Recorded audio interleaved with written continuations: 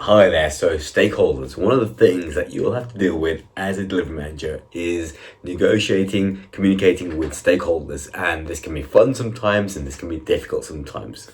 I'm going to explain in this video how to go about doing that and the right mentality that you have, because it's all about your mentality that's going to dictate your relationship with the stakeholders.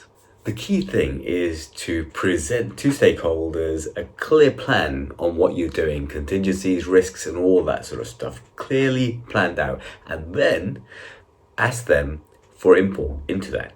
So it really depends on the type of meetings that you have with stakeholders. Now, in the work I do, we've got a fairly set funder requirements, we've got a set of stakeholders, and so what I do is what I make sure is when I meet the stakeholders, I've got a fairly detailed plan of action, risk, contingencies, all those things thought out, and then I get their feedback on that and I ask them for anything further beyond that, any tweaks and so on, because it's important for them to understand what it is that we're doing. They don't want to be sitting there and dictating step by step what you should be doing. You don't want that either. So you want to produce your plan, present it to the stakeholders, and then they will then give you tweaks, and you make sure that you make sure you keep the communication channel open. You also, in that session, you make sure you give them enough space to talk.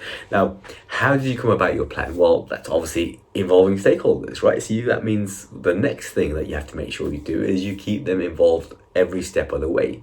You don't let them necessarily tell you what you should be doing, because they don't want to do that. They don't want to be in that position. They essentially want to be in a position where they can take off. You show them what you've done, they take it off. You show them the next thing, they can take it off. You show them what you're thinking about, they take it off. Okay, they don't want to be in a situation where they're having to do the majority of the thinking for your team, right? You do your thinking for your team, and you present that to the stakeholders, and you come across in a confident way, a person who has thought out everything.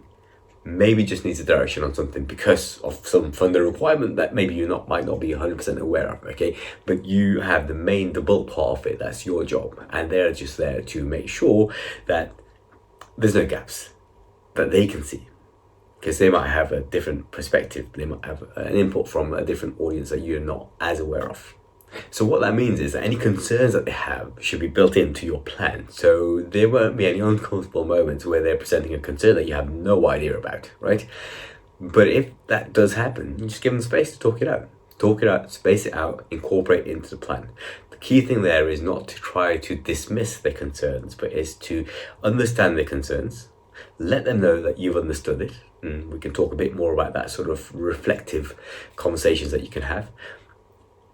Highlight where in the plan those concerns are actually addressed, or if they're not addressed as fully as you think they could be, explain how you're going to be changing the plan to address those concerns. So that reassurance, both in the way you speak to the stakeholders and in the way your plan comes across. As I said earlier, you should be the driver of the plan for your team. It shouldn't be the stakeholders. And there can be some situations where some stakeholders think they can come in and they can dictate what your team should be doing. It's obviously not the case. That's not how things work. They are a heavy influence on what you do, but you determine, along with your product manager, what the team does and how it works. And so by presenting things in such a confident way and in such a detailed way, you avoid that situation where stakeholders are telling you step by step what to do, because that is not the situation you want to be in. And it's kind of difficult once you've got yourself into that situation to dig yourself out, because if you're in that situation, then you have built a reputation for yourself which is not a positive reputation, unfortunately. So you're going to have to try to dig your way out of a negative reputation, which is not easy to do. And finally, be sure that you are celebrating your wins, not just within your team, but with the stakeholders, with around the organization. So celebrating wins, again, is all part of that building confidence in you as a team and you as a delivery manager. Your plan has worked. Let's celebrate. All right, if you're dealing with difficult stakeholders, or if you have dealt with difficult stakeholders, it'd be really interesting to hear how you got on with them, what sort of situation you were entangled in, how you got out of it, and what sort of tips you have for the rest of us. And any questions you have for me in terms of dealing with stakeholders, add them to the comments and I'll get back to you. All right, thanks for listening. Catch you all later.